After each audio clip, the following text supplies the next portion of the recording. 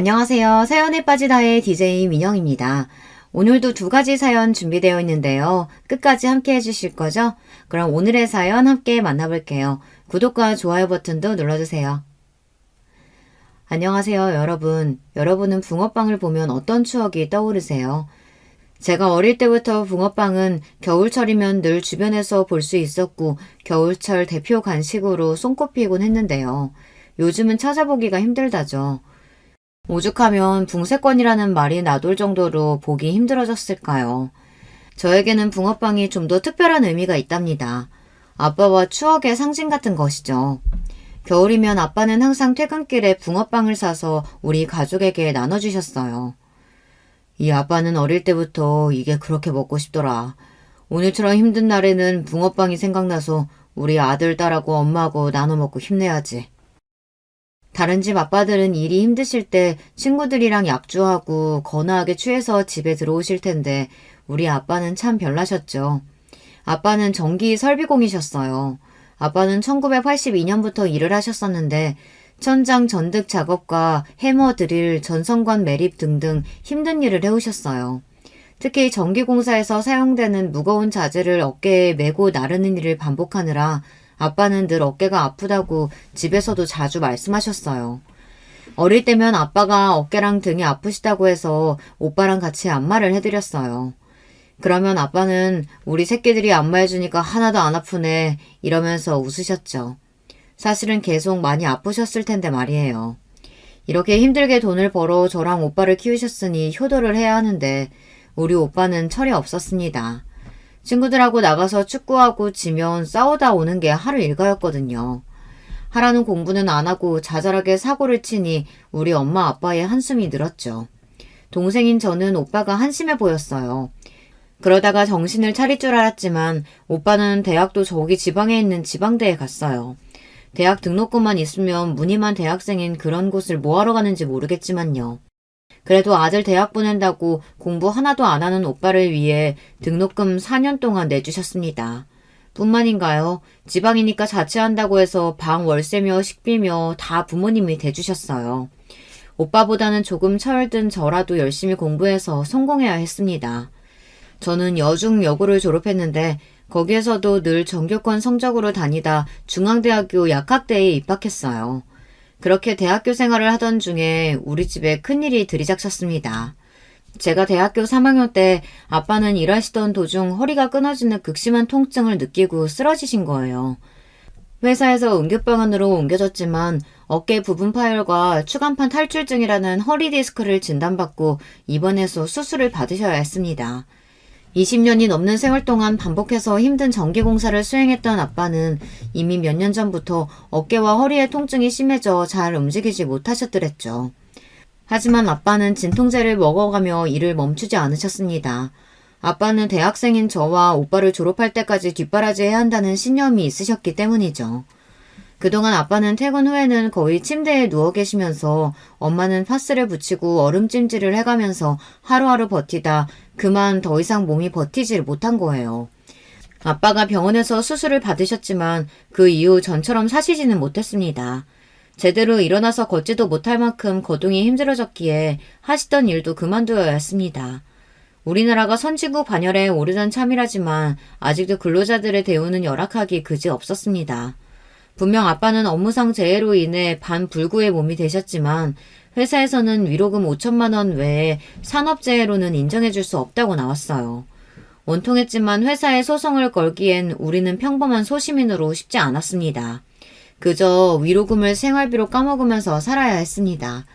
전 집안 사정이 나빠지자 어두운 얼굴로 대학교를 다녔습니다. 그런 저의 힘든 상황을 눈치채고 다가와준 사람이 있었어요. 바로 정기준이라는 남자애인데 같은 중앙대학교 전자공학과의 친구였습니다.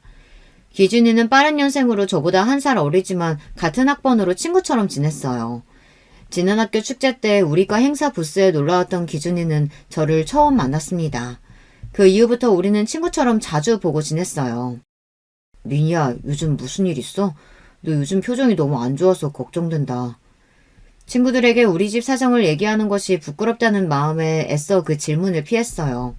하지만 기준이는 어떤 눈치를 채곤 저에게 집요하게 물어봤고 전 간단하게 우리 아빠가 다친 사정을 털어놓았어요. 난 중학교 때 우리 엄마가 폐암에 걸리셔서 엄마 옆에서 간호해드린 적도 있어. 그러다가 몇 년 못 사시고 돌아가 버리셨지만 말이야. 민희네 아빠가 잘못되셨으니 걱정이 많겠다. 내가 같이 도와줄게. 나 업무 간병도 해왔던 경력자라고. 아빠 일로 상심했던 저를 기준이는 위로해주고 도와주었습니다. 기준이는 아빠의 허리에 사용할 의료 보조기구를 사러 의료기기상에 같이 가주기도 하고 아빠의 재활치료 병원을 조사해서 알려주기도 했어요. 기준이는 고작 대학생인데 이렇게 어른스럽게 절 도와주는 모습에 기준이를 향한 점차 제 마음이 이전과 달라졌습니다. 저를 오랫동안 한결같이 좋아해 주었고 우리 집 사정을 알고 친오빠보다 더 오빠처럼 든든했던 기준이가 이제 남자로서 좋아지기 시작했어요. 어느새 전 기준이의 여자친구가 되었고 대학교에서 수업 외의 시간에는 같이 밥을 먹고 도서관에서 공부를 하는 돈독한 캠퍼스 커플이 되었습니다. 둘 다 졸업 후 취직을 해야 하는 나이가 되었지만 전 약사 국가시험을 준비했고 기준이도 전자회사, 즉 삼성과 LG 같은 대기업 취직을 준비했습니다. 저는 원래 성실하고 열심히 공부하는 스타일이었어요. 대학을 다니는 내내 시험기간 전후로는 학교 도서관에 살았을 정도니 학점도 좋았어요. 하지만 기준이는 공부를 열심히 하는 학생이 되지 못했어요. 대기업을 준비한다면서 사트와 같은 각 회사별 지필고사를 준비해야 하는데 문제집은 펴보지도 않았는지 하얗기만 했습니다. 기준아, 너도 나처럼 집에서 도와주지 못하는 형편이면 우리 좋은 곳에 취직해서 돈 많이 벌어야 하잖아. 더 열심히 공부하고 취직 준비해보자. 하지만 기준이는 여전히 성실하지 못한 대학생활을 이어갔습니다. 취직 준비나 공부보다는 동아리 활동하고 술 마시고 노는 건수에만 관심이 있어 했어요. 열심히 준비한 끝에 저는 결국 약사 면허 시험에 합격해서 보건복지부 장관의 약사 면허를 취득했습니다. 그리고 대학을 졸업한 뒤에는 교수님 추천으로 대학병원 약사에 취직할 수 있었어요.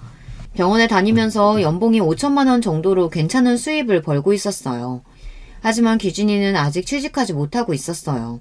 자기 학점과 시험 점수로는 안 되겠던지 금세 대기업을 포기하고 정신 차리고 면접을 보러 다녔습니다. 결국 기준이가 어떤 전자회사에 취직을 했어요. 저는 기준이의 취직을 무척 축하해 주었지만 기준이는 울상이었습니다. 내가 다닐 회사가 화성시에 있어. 서울에서 출퇴근을 어떻게 하냐. 기준이는 멀리 떨어져 있는 회사에 다니느라 아침 6시 반에 나와 퇴근은 8시는 되어야 할 수 있으니 죽을 맛이었습니다. 대학교 때 놀기 좋아하던 친구가 갑자기 직장인 생활을 하려니 어려운 것이 당연하겠죠.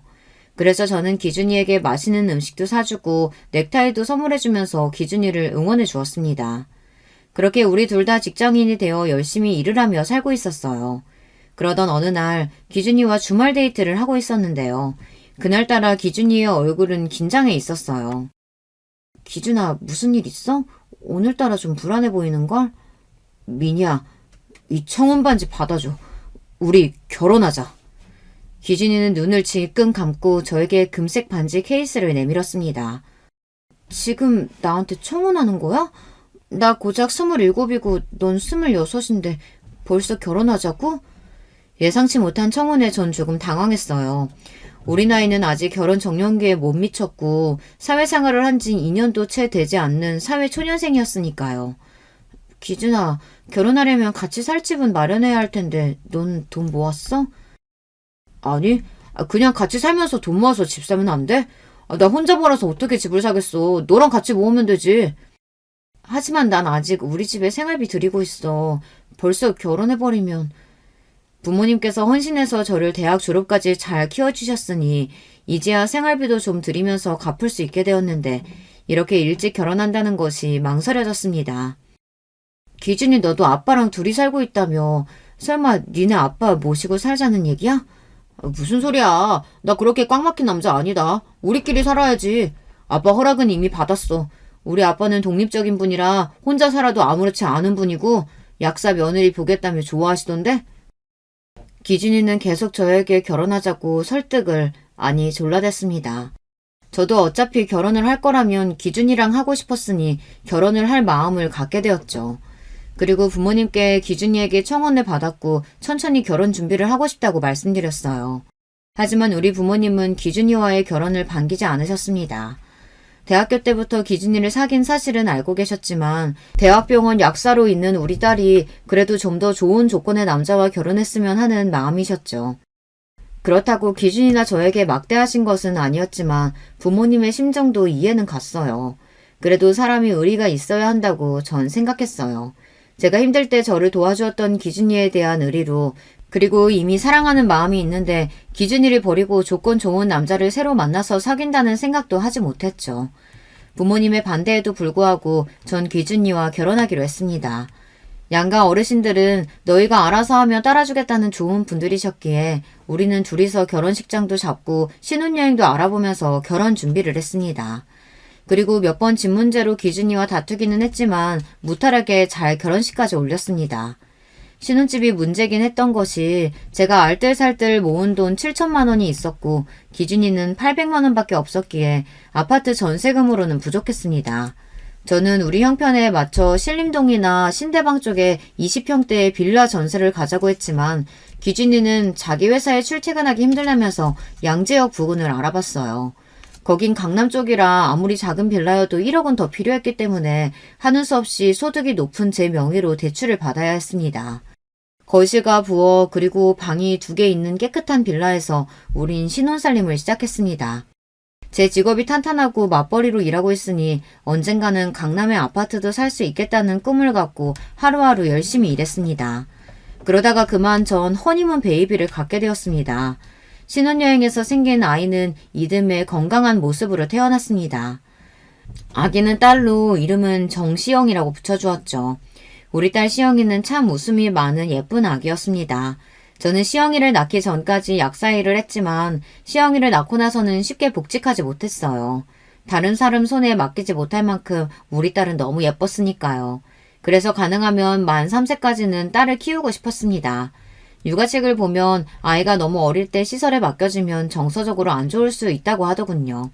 하지만 제 뜻과 달리 시영이를 집에서 키우고 있는 저를 남편은 탐탁지 않아 했습니다.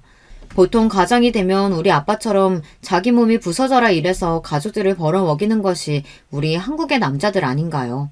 하지만 남편은 제가 아기를 어딘가에 맡겨두고 일해서 돈을 벌었으면 했습니다. 아니 자기처럼 능력 있는 약사가 집에서 살림이나 하고 애 보는 여자로 썩는다는 게 말이 되냐고. 난 자기가 이럴 때 그렇게 멋지더라. 우리 애기는 장모님이나 우리 아빠가 봐주시면 되지 않겠어? 자기야, 우리 엄마 몇 년째 아빠 간병하시느라 애기 볼 상황이 안 되셔. 그럼 자기네 아빠는 어때? 우리 애기 집에서 봐줄 뿐이야? 하긴 우리 아빠는 그럴 사람 아니지. 그럼 도우미 아줌마 집에 부를까? 집에 와서 애기 봐주시는 이모님들 월급이 달에 200도 넘어. 자기 월급이랑 별반 차이 없단 말이야. 헉, 아니 그런 아줌마들 월급이 왜 그렇게 세? 그럼 하는 수 없네. 아주 좋은 어린이집 알아보고 거기에 보내자. 응? 시부는 시모가 돌아가신 지 10년이 넘었지만 그동안 직접 요리해서 남편을 먹이고 키우셨을 정도로 집안일에 익숙한 분이셨어요. 하지만 퇴직하신 지 몇 년이 된 이후로는 부쩍 모임이 많이 늘으시면서 밖에 돌아다니시느라 시부댁에도 잘 안 계십니다. 이분은 제사 지내라 명절에 오래 내려와 있어라 이런 며느리로서의 도리를 요구하시는 분은 아니었어요. 다만 저에게 자주 용돈을 요구하시고 여행도 철마다 보내달라고 하는 분이셨습니다. 이런 분이 우리 딸을 집에서 키워주실 리 만무하죠. 아직 어린 딸을 제 손으로 키우고 있었지만 그러기엔 살림이 빠듯했습니다. 무리하게 받은 대출금에 이자도 있고 남편의 월급은 세금을 떼고 240 정도가 전부니까요. 상황이 이러하니 전 아이를 낳은 지 1년 만에 복직해야 했습니다. 하지만 전처럼 대학병원이 아닌 약국의 페이닥터를 하기로 했습니다. 아이를 출근하면서 어린이집에 데려다주고 퇴근 때 데려오기 위해 근무 시간에 여유가 있는 약국을 알아봤어요. 다행히 집에서 멀지 않은 곳의 약국에 페이닥터로 취직해 딸을 어린이집에 보내면서 일을 할 수 있었습니다. 우리 부부는 맞벌이로 바쁘지만 딸 커가는 재미를 보면서 열심히 살고 있었어요. 그리고 차근히 대출금도 다 갚았고 아이가 유치원에 갈 무렵 아파트 청약을 받았습니다. 남편은 이런 재테크에는 관심도 없는 사람이라 이것도 제 친구 도연이가 추천해줘서 넣었죠. 몇 번 시도하던 끝에 강남의 한 아파트 청약에 당첨되었습니다. 너무 기쁜 일이었지만 한편 분양금이 높아서 걱정이었습니다. 바보야, 네가 약 사고 남편도 같이 버는데 무슨 걱정이야. 중도금 대출도 나오니까 그 대출금 갚다 보면 어느새 너 강남에 집 한 채 있게 되는 거야. 그리고 아파트 청약을 알려준 이 친구는 저에게 더 좋은 소식을 알려주었습니다. 나 이번에 남편이랑 개원하기로 했어. 거기 병원 상가 1층에 너네 약국 열어. 내가 도와줄게. 제 친구 도영이는 소아과 의사였습니다. 남편도 같이 공부하던 의대생 커플이었죠. 두 부부 의사가 소아과를 개원하기로 한 것이었어요. 내 친구가 개원하는 병원 근처에 약국을 하게 된다면 시너지 효과로 전 안정적인 수입을 기대할 수 있었습니다. 그래서 페이닥터를 그만두고 전 제 약국을 차리게 되었어요. 약국 개업식 날 우리는 간단히 고사를 지내기로 했습니다. 떡이랑 돼지머리, 사과 등을 술과 함께 고사상에 차려놓고 절을 했어요. 남편은 그날 어찌나 좋아하던지 저보다 더 좋아했습니다. 나 이제 진짜 쉬었다면 됐네. 내가 아침밤으로 열어주고 당신이랑 같이 출퇴근도 해줄게. 돈 많이 벌어와 여보. 이렇게 애교 섞인 말로 남편이 내 약국 개업을 축하해 주었습니다. 제 스스로 차린 약국에 열정을 쏟아부어 성실하고 친절하게 손님들을 대했습니다.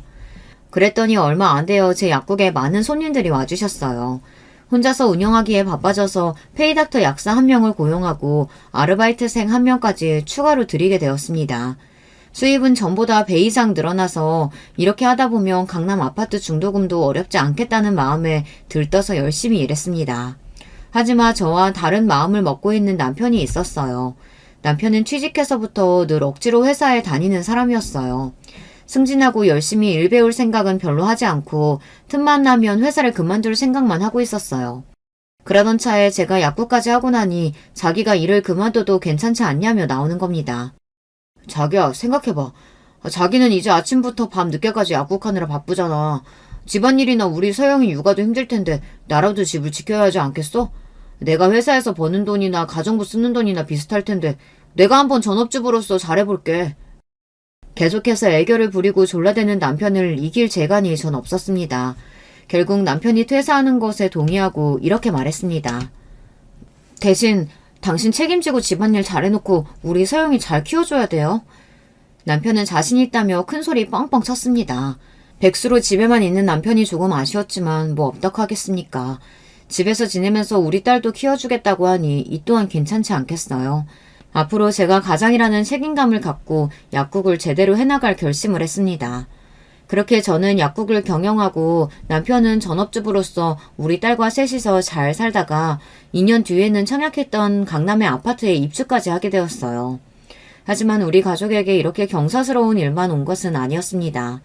오랫동안 허리디스크로 병원을 겪으셨던 친정아버지가 돌아가시게 된 거예요. 말년에 거동도 잘 못하셔서 고생만 하시다 가신 우리 아빠가 참 불쌍했습니다. 그리고 근 10년간 아빠를 병간호하던 우리 엄마도 마찬가지죠. 건강하셨다면 두 분이 좋은 곳에 여행도 다니시고 제가 모시고 해외에도 가보는 건데 그런 추억을 만들지 못해서 참 아쉬웠습니다. 하지만 이제 엄마가 아빠를 수발드셨던 부담에서 벗어나셨으니 다행인 마음이 들었습니다. 아빠의 장례식을 치르면서 다짐했어요. 혼자 계신 우리 엄마랑 좋은 곳에서 외식도 하고 여행도 다녀야겠다고 말이죠. 하지만 자식이 효도를 하는 것은 왜 그리 더딘 것일까요? 막상 약국 문을 닫을 수가 없어서 해외여행은 못 가보고 제주도로 엄마 칠순 기념 여행 한번 다녀온 것이 전부였어요. 그래도 전 엄마가 옆에 있어주셔서 참 좋았습니다. 제가 약국에 있을 때 엄마가 도시락을 싸와서 같이 까먹고 근처 찻집에서 차도 마시면서 자주 찾아뵈었어요. 그렇지만 저의 이런 소소한 행복은 오래가지 못했습니다. 엄마의 칠순 생일이 지난 지 몇 달 안 되었던 어느 날 엄마가 갑자기 쓰러지셨다는 연락을 받았습니다. 버스를 타고 있던 엄마가 갑자기 쓰러지셔서 같이 탄 승객분께서 구급차를 불러 다행히 금방 병원으로 옮겨져서 위기를 넘길 수 있었다고 합니다. 엄마는 뇌혈관의 이상으로 뇌경색이 나타나셨고 목숨은 건지셨지만 얼굴 일부와 팔다리 한쪽을 잘 못 움직이셨어요.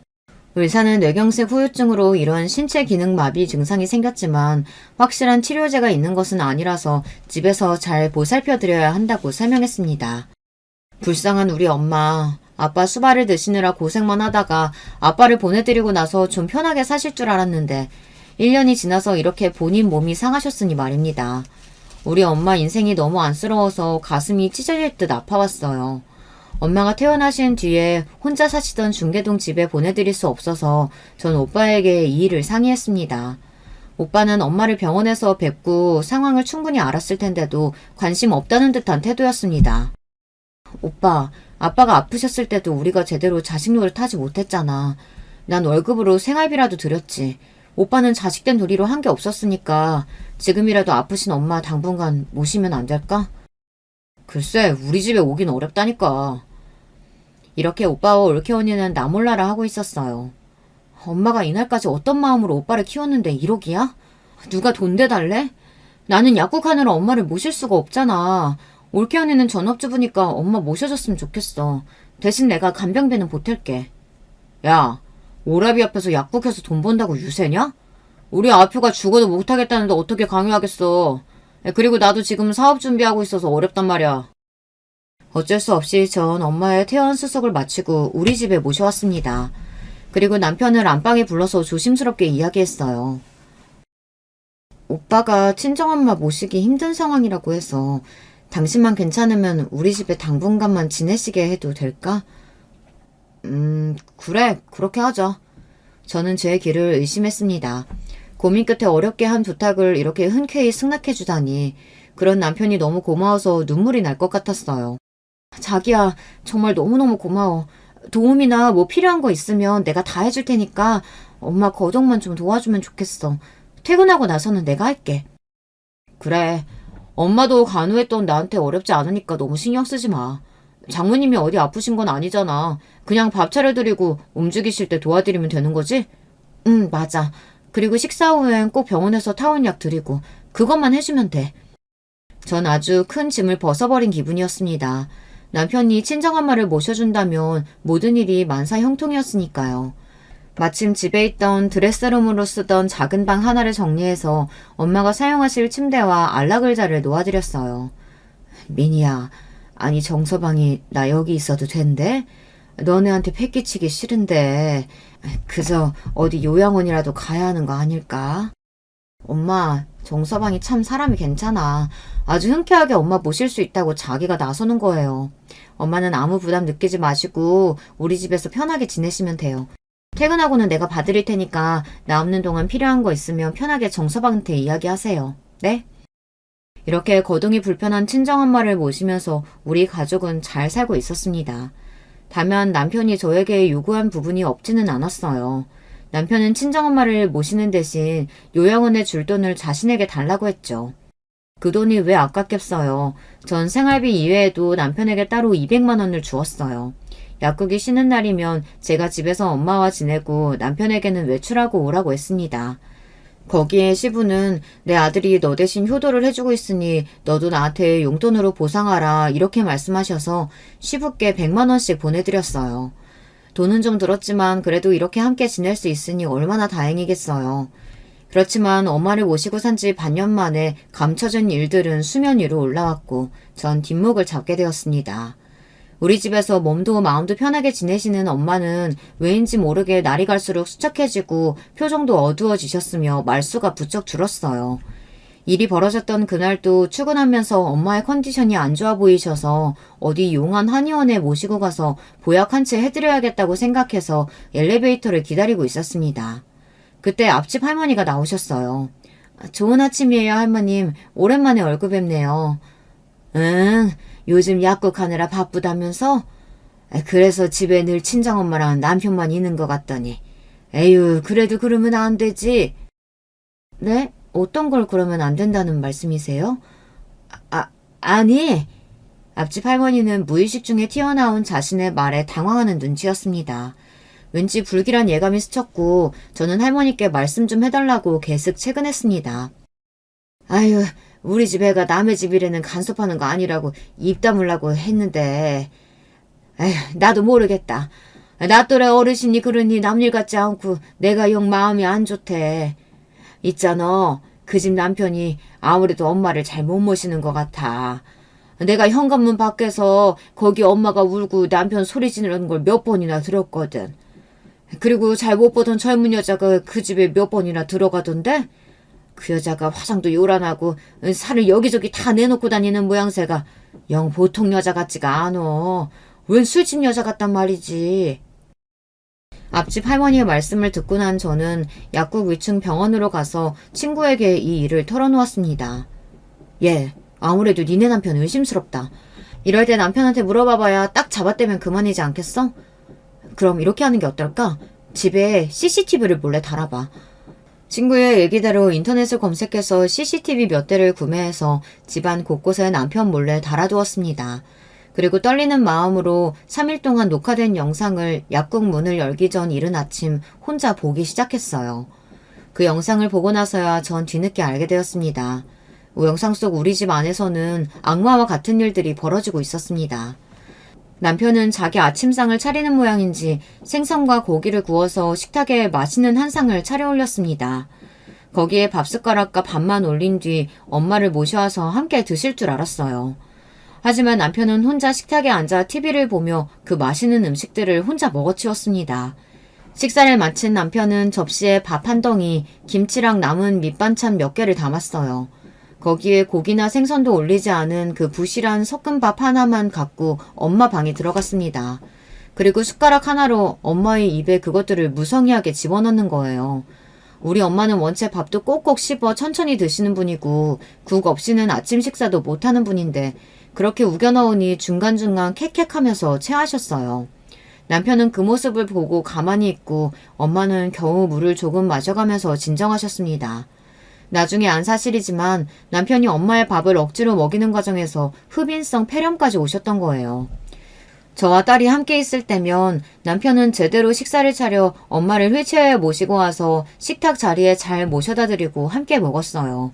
엄마가 숟가락을 드시면 거기에 자기가 이것저것 반찬도 올려드리고 했단 말입니다. 하지만 제가 없을 때마다 이렇게 비인간적으로 엄마에게 식사를 드렸던 거예요. 엄마 얘기로는 그마저도 하루 삼시세끼도 못 얻어먹었대요. 집에만 누워있는 노인네가 많이 먹어봐야 똥오줌만 많이 싸지 뭘 더 먹겠다는 거예요. 적당히 좀 먹어요. 라고 하면서 두 끼만 챙겨줬던 겁니다. 어쩐지 제가 엄마 간식으로 사다 놓은 영양갱이나 과자들을 너무 금방 다 드셔버려서 간식 욕심이 생기셨나 했더니 실은 배고파서 그걸 드신 거였어요. 남편은 엄마의 간병 전부를 맡는다고 했지만 여자인 엄마의 자존심상 성인용 기저귀와 속옷은 제가 아침 저녁으로 갈아드렸습니다. 대신 낮 시간 동안에 화장실 가시고 싶을 땐 남편이 모시고 변기에 앉혀드리는 것만 부탁했어요. 하지만 영상 속에서 엄마는 안절부절 못하면서 화장실에 가고 싶어 했음에도 남편은 이 요구를 무시한 채 누워서 핸드폰만 하고 있었어요. 급기야 엄마가 참지 못하고 바지에 소변을 보고 말았는지 남편은 그런 엄마에게 막 소리를 지르고 옆에 있던 휴지각을 던져버리는 게 아니겠습니까? 엄마는 너무 창피하고 무서워서 그저 팔을 살짝씩 버둥거리는 것 밖에는 할 수가 없었고 그저 울고만 계셨습니다. 남편이 그동안 우리 친정엄마를 소홀히 모시는 차원을 넘어 괴롭히고 무시했다는 사실에 너무 놀라 한참 동안 뛰는 가슴을 진정시켜야 했습니다. 그리고 배신감과 남편에 대한 분노가 올라왔지만 일단 우리 엄마를 안전한 곳으로 모시고 가야겠다는 생각이 들었어요. 이 사실을 확인하자마자 저는 약국 문을 닫고 집으로 달려갔습니다. 오전 시간인데도 집에 남편은 없고 엄마 혼자 계셨어요. 아니, 네가 어떻게 여길... 평소라면 오지 않을 시간에 갑자기 연락도 없이 집에 온 저를 보고 엄마는 몹시 놀라셨어요. 엄마, 나 다 알고 왔어. 왜 이러고 계신 거예요? 왜 혼자서 울고 있어? 나한테 진작 말을 하지. 왜? 눈이 벌겋게 부어있으신 걸 보니 울고 계셨나 봐요. 그런 엄마 모습을 보고 전 너무 화가 나고 속상해서 엄마에게 말도 안 되게 퍼부었어요. 아니다. 그냥 정서방이랑 조금 다툰 것 뿐이야. 평소에는 나한테 잘해주고 서로 사이 좋아. 딸한테까지 거짓말하지 마세요. 제가 CCTV로 다 보고 왔어요. 엄마 이렇게 살고 있는지도 모르고 내가 정말 미안해요. 우리 엄마 내가 모시겠다고 데리고 와놓고선 이렇게 힘들게 만들어버렸으니 다 내 잘못이에요. 우리 당장 이 집에서 나가자고요. 정서방 그 작자가 우리 엄마 더는 못 괴롭히게 할 거야. 전 택시를 불러서 택시기사님과 함께 엄마를 택시에 모시고 알아두었던 요양원에 갔습니다. 집에 오기 전에 의사인 친구와 엄마를 어디에 모실지에 대해 함께 상의했어요. 요양병원에는 의사와 상주에 있어서 주로 장기 요양하면서 치료가 필요한 어르신들한테 적당해. 하지만 막상 가보면 그냥 병원같이 생기고 중증 환자분들이 많아서 건강하신 친정엄마한테는 맞지 않을 수도 있어. 우리 엄마는 치매도 없으시고 중풍으로 거동이 힘드신 것 말고는 생활에 큰 지장이 없어. 그럼 오히려 요양원이 좋으실 거야. 여긴 돌봄이 목적이라 치매나 뇌졸중 같은 노인성 질환으로 거동이 불편하신 어르신들이 많거든. 씻는 거나 배변 도와주는 사람들도 있고 음식도 나오고 세탁도 해주는 도움을 주고 있으니까 말이야. 여긴 좀 더 집같이 생겨서 어르신들이 편해하시지. 친구가 알아봐준 요양원은 집에서 차로 40분 정도의 거리였지만 도리어 서울 외곽이라 푸른 산으로 둘러싸인 공기 좋은 곳에 위치해 있었어요. 요양원장과 입소에 대한 이야기를 나누고 엄마를 모셨습니다. 엄마, 나 여기에 계속 엄마 둘 생각은 없어요. 일단은 엄마를 괴롭힌 정서방으로부터 엄마를 보호할 생각에 여기에 잠깐 모신 거야. 내가 정서방한테 죗값 치르게 할 거야. 우리 집 일을 해결하고 다시 데리러 올게요. 아니야. 정서방 나 때문에 고생한 사람인데 그럴 필요 없다. 아픈 사람 모시는 일이 얼마나 힘든지 니네 아빠 수발 오래 들어서 엄마는 알고 있어. 그냥 말로 잘 타이르고 이유는 하지 마라. 응? 아니야 엄마. 나 절대 그 사람 용서 못해. 근데요. 왜 엄마는 다 알고도 저한테 얘기를 안 하고 있었어요? 그건 젊은이가 나 때문에 정서방하고 헤어지는 것도 싫었고 그리고 정서방이 나를 협박했단다. 너한테 고자질하면 너가 자는 사이에 목 졸라 버리겠다고 말이야. 뭐라고요? 그 새끼가 그런 말까지 엄마한테 했단 말이야? 이 자식을 진짜. 전 엄마를 요양소에 계신 직원분들에게 잘 부탁드리고 나왔습니다. 집으로 오는 내내 제 안에는 분노가 들끓고 남편을 어떻게 만들어야 직성이 풀릴지 열심히 머리를 굴리고 있었죠. 혼자 고민도 해보고 친구와 같이 이야기도 해보았지만 마땅한 생각이 떠오르질 않았습니다. 그러던 중 제가 잘 보는 인터넷 커뮤니티 사이트에 제 사연을 간단히 올려보았습니다. 그랬더니 댓글이 100개나 달리고 그 댓글을 읽고 나니 남편에게 복수할 아이디어를 찾을 수 있었습니다. 그날부터 전 차근히 남편을 향한 복수를 준비하기 시작했어요. 남편에게는 엄마가 컨디션이 좋지 않아서 당분간 병원에 입원해 계실 거라고 둘러댔습니다. 그리고 집안에 설치해놓은 CCTV는 여전히 잘 돌아가고 있었습니다. 지금은 털어놓는 사실이지만 남편은 우리 엄마에게 잘못한 게 전부가 아니었어요. 2, 3일에 한 번씩은 어떤 여자가 우리 집 안방에서 남편과 그 짓을 벌인 것입니다. 그것도 우리 친정엄마가 건너방에 계실 때 말이죠.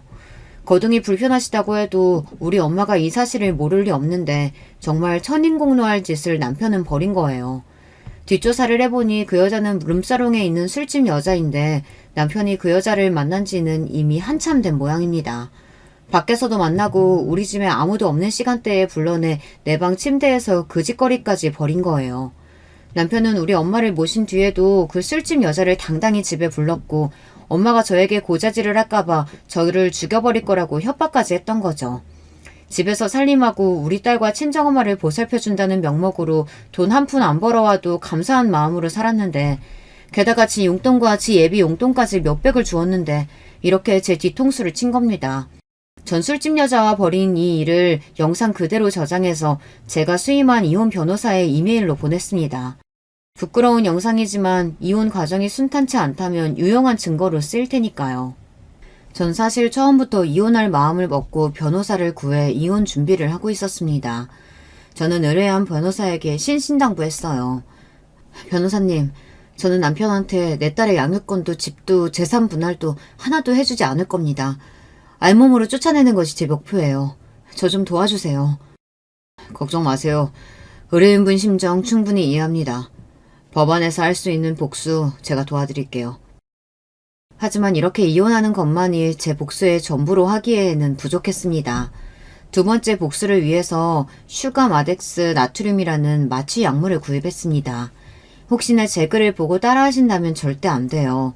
여러분은 위험하니 절대 따라하지 마세요. 전 의료인으로서 적절한 약물의 양을 알고 있으니 할 수 있는 일이니까요.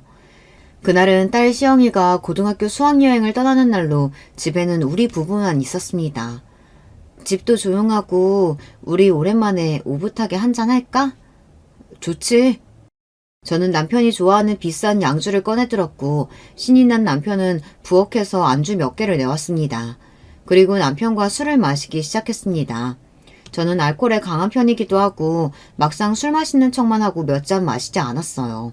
남편만 흥이 올라서 술을 여러 잔 들이키고 있었죠. 남편이 화장실 간 틈에 저는 남편 술잔에 마취 약물을 몇 방울 탔습니다.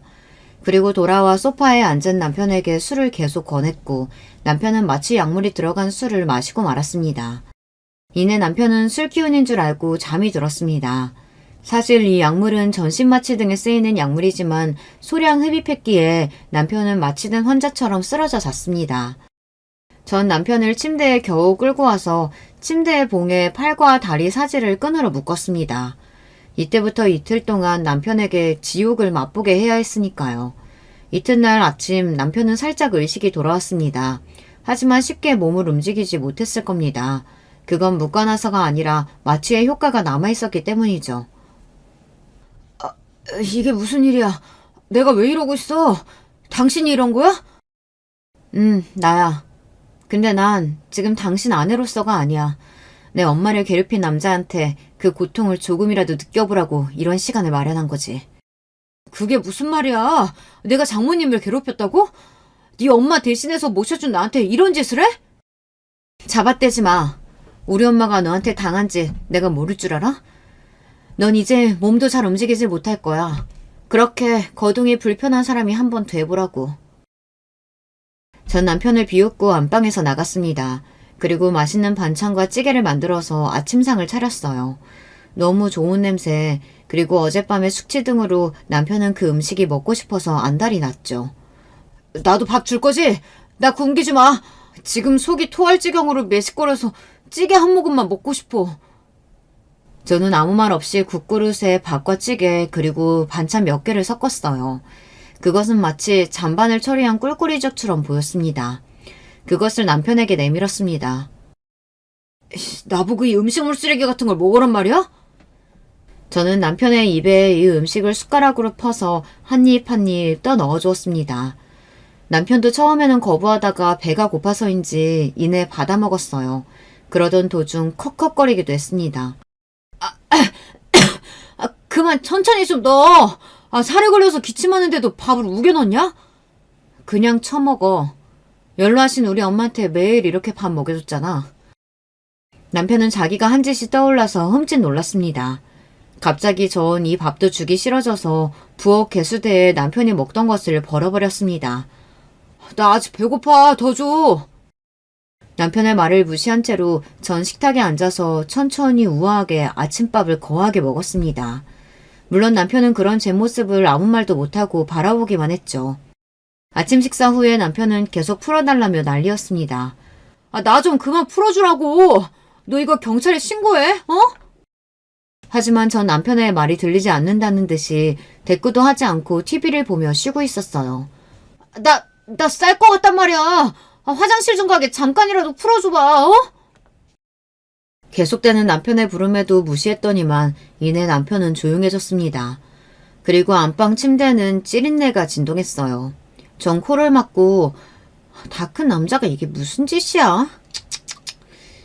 이렇게 조롱했을 뿐입니다. 남편은 그 뒤로도 풀어달라며 저에게 사정했지만 그와 같이 비인간적인 생활을 하루 더 한 뒤에야 저는 남편에게 묶였던 끈을 풀어주었습니다. 인연이 나를 이렇게 만들어? 너 이리 와. 내가 너 죽도록 패버릴 거야. 포악하게 달려드는 남편은 아마 자기 생각대로 몸이 움직이지 않았을 겁니다. 휘청이면서 남편은 바닥으로 꼬꾸라졌어요. 아직 남편의 몸에는 마취약의 효력이 남아있었던 거죠. 저는 택시를 불러서 택시기사님께 팁을 드리고 부탁을 드렸습니다. 기사님, 저희 남편이 술만 먹으면 개가 돼서 제가 한 집에서 못 살겠어요. 이 사람 여기 자기 집으로 좀 보내주시겠어요? 제가 사례금으로 10만 원 더 드릴게요.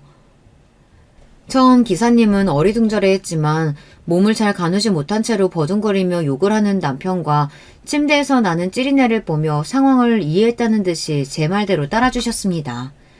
전 그렇게 남편을 시부에게 반품했습니다. 이렇게 제 두 번째 복수는 끝났습니다. 몸이 불편한 사람의 처지가 되어 우리 친정엄마에게 했던 일들을 고스란히 남편에게 겪게 해주고 나니 제 속이 시원하더라고요. 이런 일을 우리 엄마는 6개월 동안이나 당했는데 남편에게 오래 할 수 없었던 것이 원통했어요. 남편이 택시에 실린 채로 시부 집으로 돌아가자 시부는 저에게 노발대발해서 전화를 했지만 전 그대로 전화를 끊었습니다.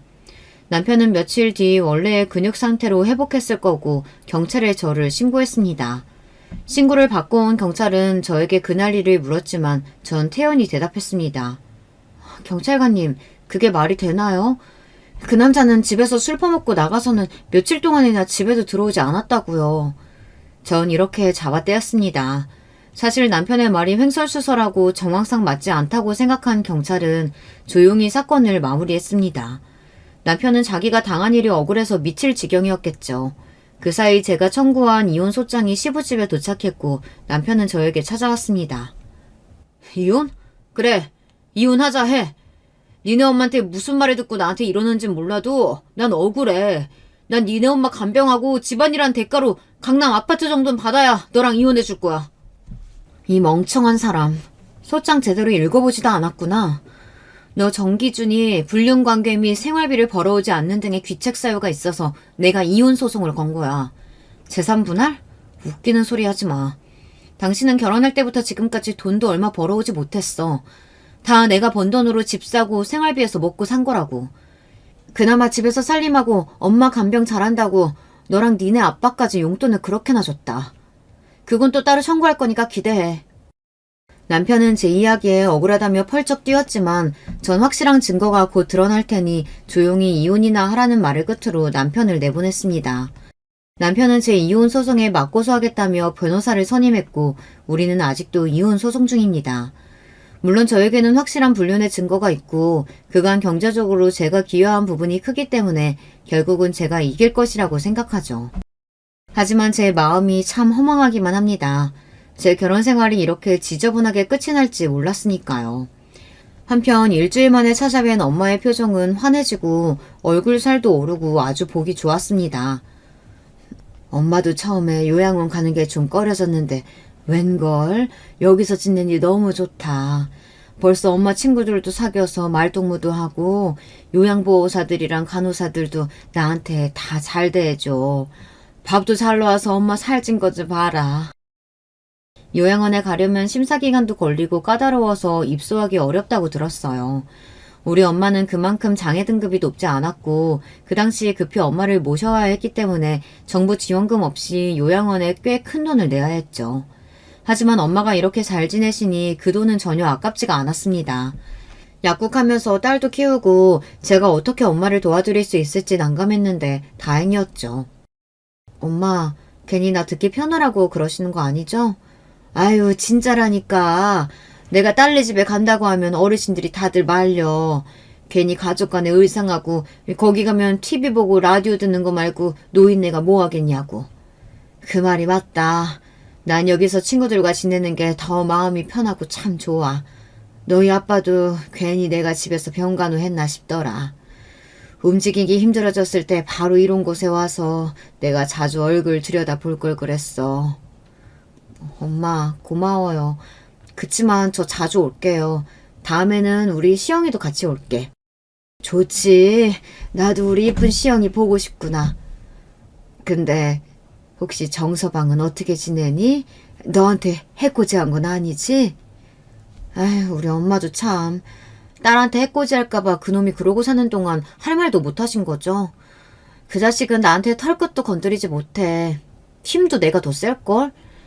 당장 집에서 내쫓았고 이혼 준비하고 있어요. 난 이제 약국하면서 엄마랑 시영이만 보고 살 거야. 그게 행복해요.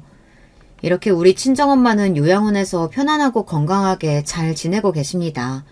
그리고 저는 남편과 이혼 소송 중이지만 딸과 살며 약국도 잘 운영하고 있어요. 그런데 저에게 아직 고민거리가 하나 남아 있습니다. 여기 제 사연을 들어주시는 여러분들께도 한번 들어봐 주세요. 전 아직 우리 딸에게 남편이 했던 극악무도한 짓들을 비밀로 하고 있습니다. 그래서 딸은 왜 엄마가 갑자기 아빠를 자기도 없는 사이에 내쫓았고 할머니도 요양원에 모셨던 건지 그 사정을 전혀 이해하지 못하고 있어요. 감수성이 어린 사춘기인 아이의 딸에게 이런 일은 참 이해하기 어려운 일이겠죠. 그래서 아빠를 용서하고 다시 합치기를 바라는 딸에게 전 어떻게 어디까지 설명해야 좋을지 모르겠습니다. 아빠의 밑바닥을 모조리 드러내자니 아이가 불쌍하고 지금처럼 덮어만 둔다면 저는 딸에게 이해받지 못한 채로 계속 사이가 틀어지겠죠. 여러분이 제 상황이라면 어떻게 하시겠어요? 이 상황을 현명하게 해결할 수 있는 지혜를 좀 나눠주시면 좋겠습니다. 제 사연이 유튜브에 업로드된다면 댓글을 보고 제가 어떻게 할지 결정할게요. 많은 참여 부탁드립니다. 그럼 이제 저는 여기서 인사드릴게요. 안녕히 계세요.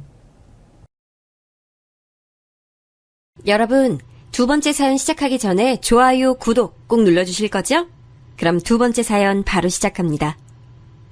안녕하세요. 저는 충청도 시골에서 농사 지으며 남매를 키우는 40대 후반 여자입니다.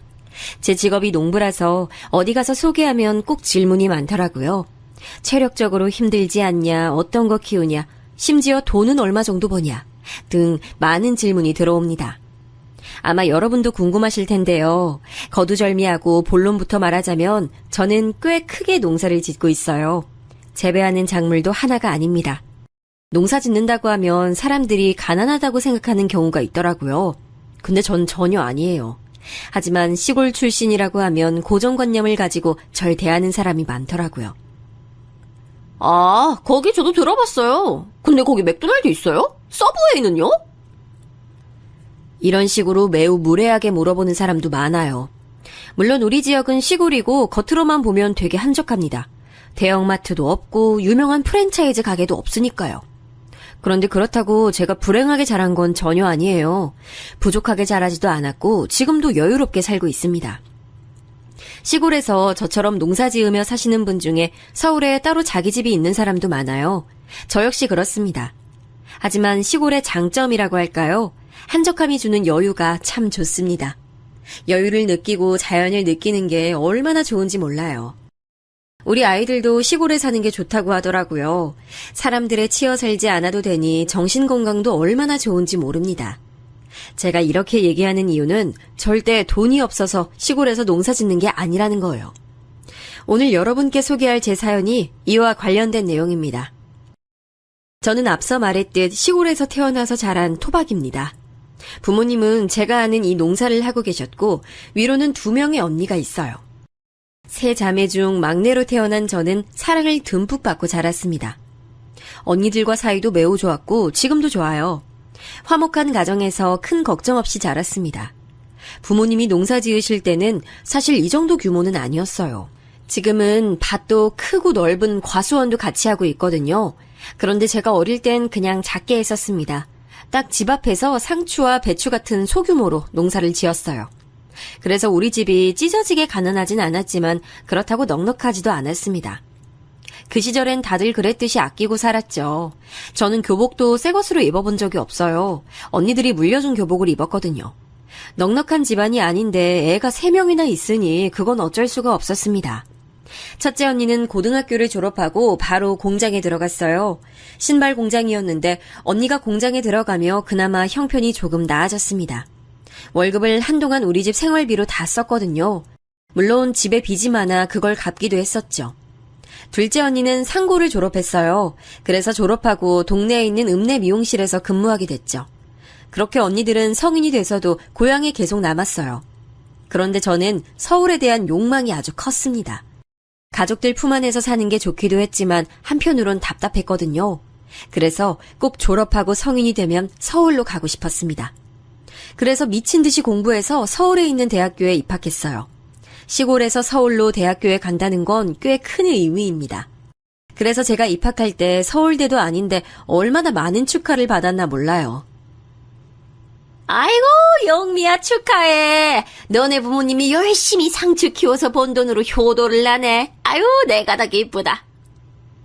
막내딸이 한 건 했네. 아유 부모님하고 언니들이 얼마나 뿌듯해하니. 기특하다. 실제로 부모님과 언니들은 제가 대학에 간다는 것 자체도 기뻐하셨어요. 그런데 서울로 간다니 너무 행복해했죠. 그렇게 서울에서 대학 생활을 시작하게 된 저는 결심했습니다. 절대 다시 시골로 돌아가지 않겠다고요. 제가 겪은 서울은 너무 큰 세상이었고 모든 게 좋았어요. 물론 가족들이 있는 고향이 좋기도 했는데 서울이 주는 화려하고 다채로운 세상을 포기할 순 없었죠. 가족들에게 손 빌리는 게 싫어서 등록금이 아닌 생활비는 제가 벌었어요. 그리고 학교 앞 식당에서 아르바이트하다 지금 남편을 만났습니다. 남편은 같은 학교 학생이었고 저보다 2살 많은 오빠였어요. 그때 당시 너무 잘생겨서 제가 따라다녔죠. 보통의 연인들처럼 싸우기도 많이 싸우고 좋을 땐 이것보다 좋을 수가 없었습니다. 둘 다 졸업하고 서울에 있는 회사에 나란히 들어갔어요. 직장도 자리 잡고 사귄 기간도 늘어나니 자연스럽게 결혼 얘기가 나왔습니다. 그러면서 남편의 집안 사정을 그때 자세히 알게 됐어요. 사실 듣고 저는 되게 놀랐는데 남편은 무려 4형제 중 막내였습니다. 물론 연애하면서 서로 가족 얘기도 하니까 어느 정도는 눈치챘는데 형이 3명이나 있을 줄은 전혀 몰랐어요. 항상 남편은 저에게 그냥 형이라고 지칭하는 경우가 많았거든요. 그런데 이것보다 더 놀랐던 건 바로 남편은 어머니가 안 계셨습니다. 평소에 가족 얘기를 꺼리던 이유가 이거였어요. 저도 3자매 중 막내로 자랐으니 형제가 많은 건 문제가 되지 않았습니다. 어머니가 계시지 않다는 것도 놀라긴 했는데 그게 흠은 아니잖아요. 들어봤더니 지병으로 남편 중학생 때 돌아가셨다고 하더라고요. 그렇게 서로 집안 사정을 다 터놓고 얘기하고 각자 집으로 인사를 갔습니다. 그리고 저는 결혼 전에 파혼 얘기까지 나오는 사건이 발생했습니다. 바로 형님들 때문에요. 남편이 먼저 우리 집에 인사를 왔었는데 사실 우리 집은 남편을 굉장히 반겼어요. 첫째 언니와 둘째 언니는 이미 결혼한 상태였는데 형부들이 사실 그다지 좋은 성격과 외모를 가지고 있진 않았거든요. 첫째 언니는 공장에서 만났고 둘째 언니는 손님과 결혼했는데 둘 다 능력이 딱히 없었어요. 그런 형부들을 보다 멀쩡하게 서울에서 직장을 다니는 사위가 온다니 부모님은 버선발로 맞이하셨죠. 아이고 정서방 이리 와요. 서울에서 오느라 고생했어요. 우리가 시골이라 크게 대접해주고 싶었는데 그럴 수가 없어서 미안해요.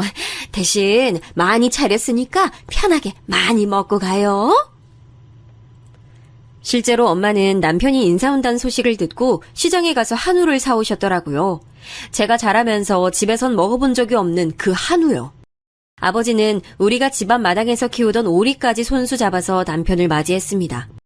언니들도 형부들하고 와서 갈비찜부터 그날 당일한 겉절이까지 상다리가 휘어질 정도로 준비했더라고요. 남편은 그날 기대에 부응하겠다고 무리하게 먹었습니다. 올라가다 휴게소에서 소화제를 사 먹을 정도로요. 부모님은 남편의 차에 농사지은 고구마부터 상추, 온갖 농작물을 가득 담아주셨습니다. 사람이 기대하면 안 되고 무언가를 바라고 이런 대접을 해준 건 진짜 전혀 아니에요. 그런데 이렇게 우리 집에서 남편을 맞았으니 저도 살짝 기대하는 마음이 생겼습니다. 그냥 푸대접만 아니길 바랐죠. 그런데 웬걸 시댁에 가자마자 저는 빈정이 상할 대로 상했습니다. 아, 오늘 온다고 했었지? 미안. 내가 너무 바빠서 깜빡했네. 일단 밥이라도 먹어야 하니까 우리 가게로 갈까? 아니, 제가 오늘 인사 온다고 했잖아요. 참. 까먹을 수도 있지. 뭘 그렇게 정색해. 재수씨, 어서 와요. 일단 우리 가게로 갑시다.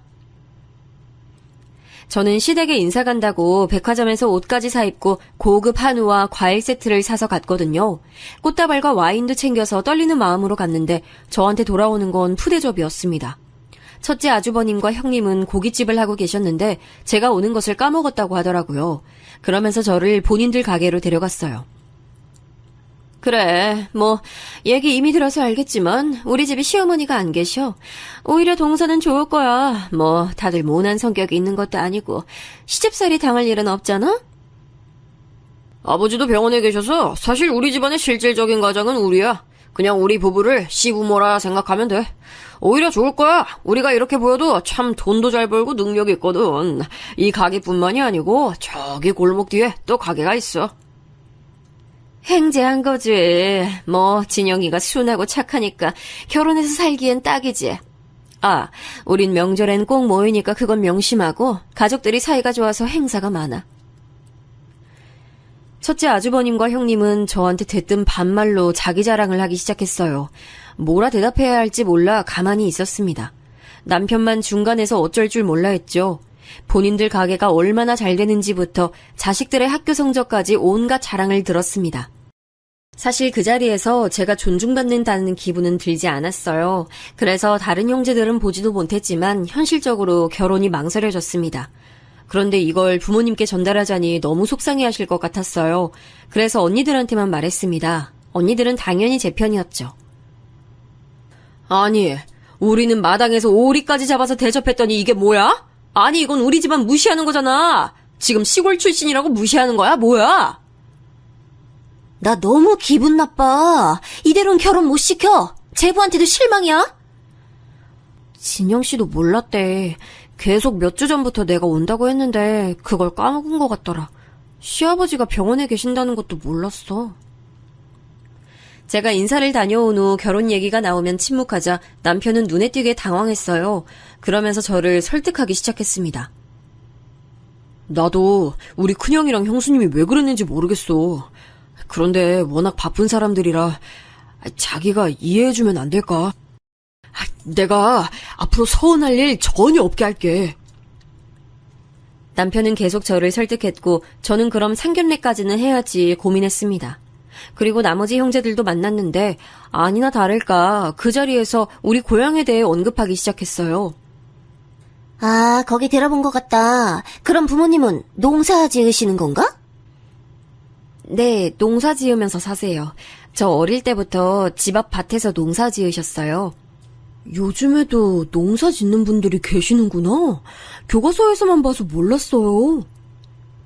아니, 형수님들 왜 그러세요? 농사가 뭐 어때서 그래요? 아유, 도련님 결혼하려고 애쓴다. 진짜 귀엽다, 귀여워. 그래, 다들 그만하자. 기에 눌렸다는 표현이 맞을 것 같아요. 형님들은 보통 기가 센 사람들이 아니었어요. 제가 만약 언니들이 없이 외동이었으면 거기서 아무 말도 하지 못했을 거예요. 아주버님들은 오히려 멀쩡했습니다. 생각보다 말수가 없어서 놀랍기도 했고요. 그런데 형님들은 자기들끼리 너무 친해 보였어요. 서로 형님, 동서하며 지내는데 마치 자매처럼 친하더라고요. 순간 내가 결혼하면 저 사이에 제대로 낄 수 있을까 생각하기도 했죠. 살면서 고향에 관한 질문은 수도 없이 들었기 때문에 기분이 많이 상하진 않았습니다. 다만 상견례 자리에서 저러면 곤란하다고 남편에게 말했어요. 그리고 상견례 날이 됐습니다. 시아버지가 병원에 누워 계셔서 현실적으로 나오실 수가 없었어요. 제가 남편과 따로 시아버지를 보러 갔을 때도 시아버지는 눈만 간신히 뜨고 계셨습니다. 남편이 많이 늦둥이이기도 해서 시아버지는 이미 연세가 많으셨죠. 상견례 자리에서는 생각보다 조용하게 넘어갔어요. 문제는 결혼식 혼주 문제였습니다. 집안에 대신 앉을 어른이 계시지 않았거든요. 그래서 결국 첫째 형님과 첫째 아주버님이 혼주석에 앉게 되셨어요. 시아버지는 거동이 불편하셔서 도저히 병원에서 나오실 수가 없으셨죠. 그런데 저는 시어머니가 마치 3명이 있는 기분이 들었습니다. 형님들은 생각보다 우리 결혼식에 관심이 많았어요. 아니, 결혼식뿐만 아니고 우리 부부에게 지나친 관심을 보였습니다. 남편이 늦둥이라 오히려 조카들과 나이대가 비슷했거든요. 문제는 제가 혼주 한복을 고르러 가서 발생했어요. 큰형님은 자꾸 신부 어머니가 통상적으로 입는 색을 골랐습니다. 누가 봐도 신부 어머니 색상인 분홍색인데 자꾸 본인도 분홍색을 고집했어요. 동서, 나 이 색이 너무 예쁘고 잘 어울린다. 그치? 나 이 색으로 할게. 그런데 저희 엄마가 이미 언니들 결혼할 때 한복을 구입하셨는데 그 색이 분홍색이에요. 겹칠 것 같은데. 겹치면 뭐 어때? 똑같이 예쁜 색 입으면 좋지. 아유, 요즘 아무리 깨어있다 해도 혼주 한복은 맞추는 게 좋아요. 분홍색은 신부 측인데. 난 우리 딸 결혼할 때 상대 엄마가 분홍색 입어도 아무렇지 않을 것 같은데. 아닌가? 시골이라 아무래도 좀 이런 거 예민하시려나? 동서, 어떻게 생각해? 시골이라 예민한 문제는 아니라고 생각해요. 저는 안 겹치는 게 좋을 것 같아요. 겹치는 게 뭐 어때서 그렇게 정색을 하고 말해. 난 그냥 정말 예뻐서 그렇게 입으려고 했던 건데. 참, 뭐 알겠어. 한복 사건으로 큰형님에게 저는 제대로 미운털이 박혔습니다. 그 뒤로도 결혼식장에 꽃장식을 돈을 추가해서 하기로 했거든요. 그런데 그것도 돈을 너무 많이 쓴다고 사치 부린다고 남편에게 말했다고 하더라고요. 형수님이 저렇게 나한테 관심이 있진 않았는데 이상하다. 결혼한다고 하니까 갑자기 저러네. 평소엔 오히려 나 소외당해서 슬펐던 기억이 더 큰데. 아니야. 괜히 텃세 부리는 것 같아. 속상해도 넘겨야지. 어차피 당신 낳은 어머니도 아닌데. 큰형님은 자기의 영향력을 상당히 과시하고 싶어 했어요. 아주버님들은 가만히 있는데 형님들이 저에게 시집살이를 시키셨죠. 실제로 결혼하고 저희가 신혼여행을 유럽으로 다녀왔거든요. 갔다 오며 선물을 사와서 시댁에서 같이 드렸는데 형님들 반응이 별로 좋지 않았습니다. 막내 동서 어려서 센스가 좀 있을 줄 알았는데 아니네. 난 더 비싼 거 기대했는데. 친정도 제가 막내라 챙길 식구가 많아서 그랬어요. 죄송해요. 아유, 뭐가 죄송해요. 이렇게 사온 거 자체가 대단한데. 아니, 너무 그러지 마, 다들. 요즘 애들은 다를 줄 알았지. 난 신혼여행 제주도로 다녀왔는데도 면세점에서 비싼 거 사왔었어. 당신 기억나? 우리가 첫째라 아버지가 기대가 많으셨지. 그때 면세점에서 완전 비싼 술 샀던 거 기억나네. 그러니까 그땐 이거에 거의 몇 배였지? 한 10배는 됐을 거야. 다음에 선물할 일 있으면 비싼 걸로 사드릴게요. 아니, 다들 우리한테 왜 그래요? 그래도 선물 사온 성의가 있지. 아이, 그래. 그만하고 밥이나 먹자. 형님들이 비꼬면 아주버님들이 오히려 막아줬죠. 저는 형님들이 저한테 이러는 이유를 정확히 알지 못했어요. 아마 텃세와 기싸움이었겠죠. 그리고 결정적으로 제가 친정에서 지원을 많이 받았거든요. 거기에 대한 질투였던 것 같아요. 그 이유는 사실 제가 막내로 자라서 언니들보다 지원을 많이 못 받았습니다. 언니들이 항상 저에게 미안함을 갖는 이유도 그거였고요. 부모님도 막내라고 단 하나도 새 것으로 사준 적이 없다며 미안해 하셨죠. 그래서 결혼이니까 많이 지원해주고 싶다고 하셨어요. 평생을 모은 돈으로 서울에 있는 신혼집도 마련해 주셨습니다. 남편과 제가 모은 돈으로는 사실 부족했어요. 그런데 우리 친정에서 도움을 주니 서울의 직장과 가깝게 아파트를 얻을 수 있었습니다. 반면 형님들은 죄다 경기도에 살았거든요. 경기도에서도 외곽이라 교통편도 불편했고 집 상태도 좋지 않았어요. 본인들은 가난하게 시작했는데 저는 서울에서 신혼을 시작하니 안이 꼬웠던 것 같습니다. 형님들은 상당히 유치하게 저를 따돌렸어요. 명절이면 다 같이 큰 집으로 가서 차례를 드렸습니다. 제가 사실 생선 알레르기가 있거든요. 알레르기가 있기도 하고 생선 자체를 그래서 싫어하기도 해요. 그 사실을 남편이 시댁 식구들 앞에서 말해서 다들 아는 사실이었죠. 그런데 제가 명절에 가면 자꾸 제 앞에 생선을 놓더라고요. 동태전부터 고등어구이, 갈치조림 등 생선 요리가 그렇게 많이 식탁에 있는 것도 신기했어요. 제가 먹기 싫어서 안 먹겠다고 하면 대놓고 기분 상한 게 보이기도 했죠. 아, 재수씨 먹을 게 없나? 갈비찜이라도 가져다 줘. 초등학생인 우리 애들도 다 생선 먹어. 편식이 좋은 습관도 전혀 아닌데. 동서, 고칠 생각은 없어? 저는 단순히 편식을 떠나서 알레르기예요. 먹으면 응급실에 가야 돼서 먹진 못해요. 아까 저희가 갈비찜에서 가져왔는데 그거 어딨어요? 그거라도 먹을게요. 어딨는지만 알려주세요. 제가 들고 올게요. 그거는 내일 차례 지내고 먹으려고 했는데, 저기 베란다에 놔뒀는데, 꼭 이렇게 먹다가 일어나게 시키네. 눈치가 보여 제대로 밥을 먹을 수가 없더라고요. 일부러 남편과 제가 먹으려고 갈비찜이니 과일이니 다 가져가도 그걸 다 베란다에 숨겨놓고 주지 않았습니다. 식사 준비할 때 제가 고기를 찾으면 은근히 다시 그대로 식탁에서 그릇을 슬며시 가져오기도 했어요. 이런 식으로 유치하게 구는 게 너무 속상했습니다. 저도 할 말은 다 하는 성격인데 아무리 말해도 들은 척도 하지 않았죠. 그래도 둘째 언니가 말하길 진짜 시어머니도 아니니까 너무 신경 쓰지 말라고 하더라고요. 남편도 중간에서 형님들을 잘 막아주기도 했고요. 그래서 남편에게 의지하며 최대한 시댁에 가지 않고 버티고 있었습니다. 어차피 진짜 시부모님도 아니니까 그렇게 거슬리지도 않았어요. 그리고 저는 결혼하고 바로 임신해서 첫째를 낳았습니다. 첫째는 아들이었는데 아토피가 되게 심했어요. 저는 피부가 매우 좋은 편이라 몰랐는데 남편이 어릴 때 아토피가 심했다고 하더라고요. 그래서 아들 피부 때문에 대학병원도 다니고 피부과도 정말 많이 갔습니다. 그런데 피부가 안 좋은 분들은 아실 텐데 안 그래도 속상한데 그걸 언급하면 더 속상하잖아요.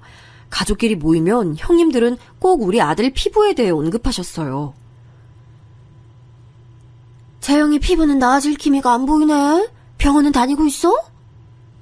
네, 약도 먹고 있고 먹는 것도 관리하고 있어요.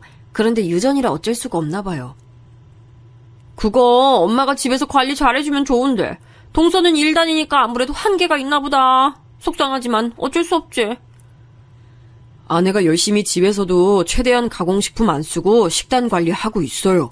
안 그래도 속상한데 왜 그러세요?